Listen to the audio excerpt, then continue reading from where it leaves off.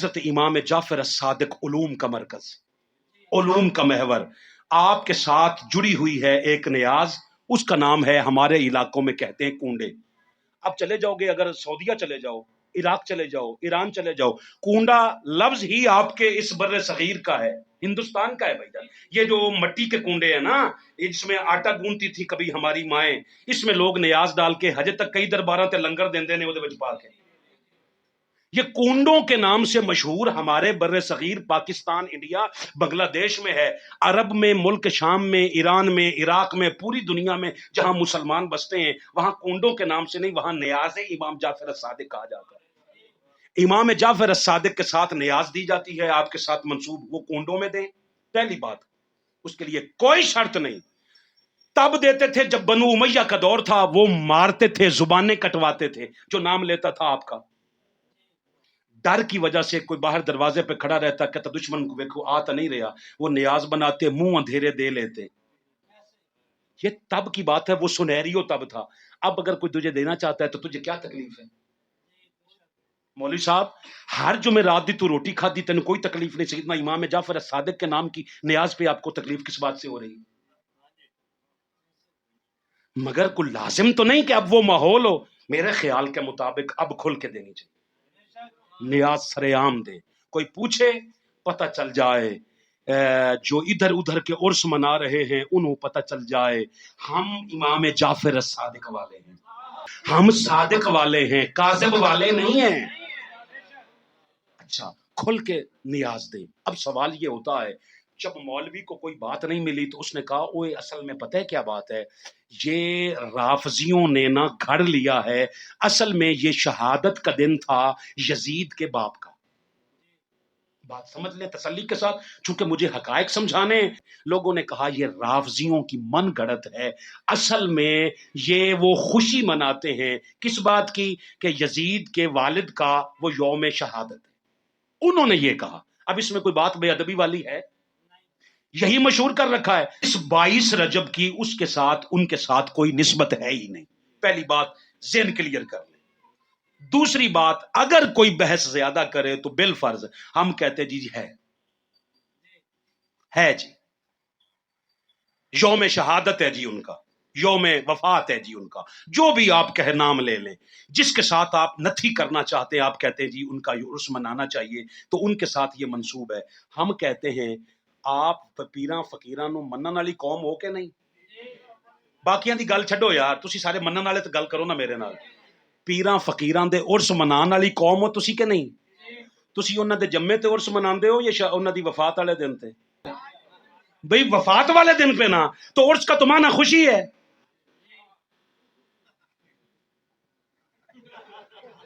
آپ مسکرائے، کمال نہیں ہوگی، میرا سفر پورا ہو گیا یار۔ بھئی عرس کا معنی ہے شادی، شادی کا معنی ہے خوشی۔ آپ ہر صاحب مزار کا عرس مناتے ہو اس کے یوم وفات پہ، آپ کا ایمان نہیں ڈولتا۔ آپ تو عرس منانے کے عادی ہو یار، یہ سوال تو وہ کرے جو عرسوں کا منکر ہو۔ بھائی جان آپ عرس، بھائی میں عرس داتا صاحب کے عرس پہ نہیں جاتے آپ، خواجہ صاحب کا 6 رجب کو نہیں منایا، تو عرس منایا ہے یوم ولادت پہ نہیں، یوم وفات پہ۔ ہمارے شہر چشتیوں میں خواجہ قبلہ عالم نور محمد مہاروی کا عرس ہوتا ہے ذی الحج کی پہلی تاریخوں میں، 3-4 تاریخوں میں، تو وہ ان کے یوم ولادت پہ نہیں ہے، یوم وفات پہ ہے۔ تو عرس کا تو معنی ہی خوشی ہے، آپ تو میلے لگاتے ہو۔ اور موت دیکھو سرکساں قامتیں لگ دیاں نے، نہیں بھائی، لگتی ہیں خوشی کے ساتھ، اور خوشی ہے اس کے وفات والے دن پہ۔ تہاڈی واہ واہ تے میں صدقے جاواں، یہ تو مطلب ہے گل اندر اتر گئی۔ بات فاروقی صاحب ختم کریں کیسے ہے؟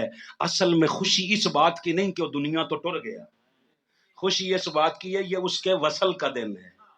او میرے بھائی یہ وصال کا دن ہے، وصال نکلا ہے وصل سے، وصل کہتے ہیں ملاقات کو۔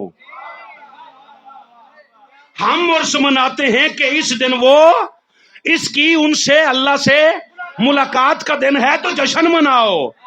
ڈردا ہو جے جنوں پتا سی رلیا ہی کوئی نہیں، ملیا ہی نہیں، وہ جشن نہیں منانے دیتا، وہ عرس نہیں، عرس کا معنی خوشی ہے، یوم عرس۔ خوشی کا دن تو خوشی کا دن ہے اس کے وفات کے دن. آپ ہر دربار کا وفات کا دن خوشیوں کے ساتھ منا رہے ہو. جب ادھر مناتے تو آتے یہ تو خوشی دا منا رہے ہیں. اسی خوشی منائیے تمہارے یہاں, تسی ہر مر دربار والے دا منا لو. سرکار سے پوچھا گیا, فرمایا انما الاعمال بالنیات, اعمال کا دار و مدار نیت میں ہے کہ ہم رسول کے بیٹے کی نیاز دے رہے ہیں. نیت یہ ہے. اچھا بھی مجھے بتاؤ, آپ نے یہاں میرے خطاب سے پہلے کچھ لوگوں نے 4 رکعت پڑھی ہیں, 4 رکعت پڑھی ہیں, کیا نیت کی تھی؟ فرضاں دی. اللہ نے کی لکھا ہے سنتا کے فرض. یار میری جان, جو پہلے آپ نے پڑھی ہیں, آپ نے پڑھی کیا ہے؟ سنت. اس نے فرشتوں نے بھی سنتیں لکھی, اس نے بھی سنتیں لکھ لی. ابھی آپ کہیں اب پڑھیں گے, اچھا اس کے بعد 2 رکعت پڑھیں گے, وہ سنتے ہیں یا فرض؟ فرض. آپ کی نیت کیا ہے؟ اللہ کیا لکھے گا؟ فرض. اس کے بعد پھر 2 کر کے یا 4 کر کے سنت پڑھو گے, وہ فرض ہوں گے سنت. جو آپ کرتے ہو وہ وہی لکھتا ہے.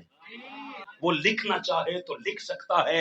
ان اللہ علی کل شیء قدیر ذات ہے, اسے پوچھنے والا کوئی نہیں. مگر وہ کہتا نہیں تیری نیت فرضاں دی سی تو فرض ہی صحیح, نیت نفلوں کی ہے تو نفل صحیح, تیری نیت ہے سنتوں کی تو سنت صحیح. نیت میں جو آ جائے وہ قدیر ہو کر بھی نہیں لکھتا, وہ کہتا جو تو کہے گا وہی.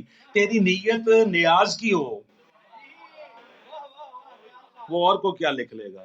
لکھ سکتا ہے مگر وہ کہتا نہیں, جب تیری ذہن میں تیری نیت میں وہ شے ہی نہیں کہ میں کسی کو جلانے کے لیے کر رہا ہوں, تو نیاز دے نا, کیونکہ ہم جلانے والی عبادت ہی نہیں کرتے.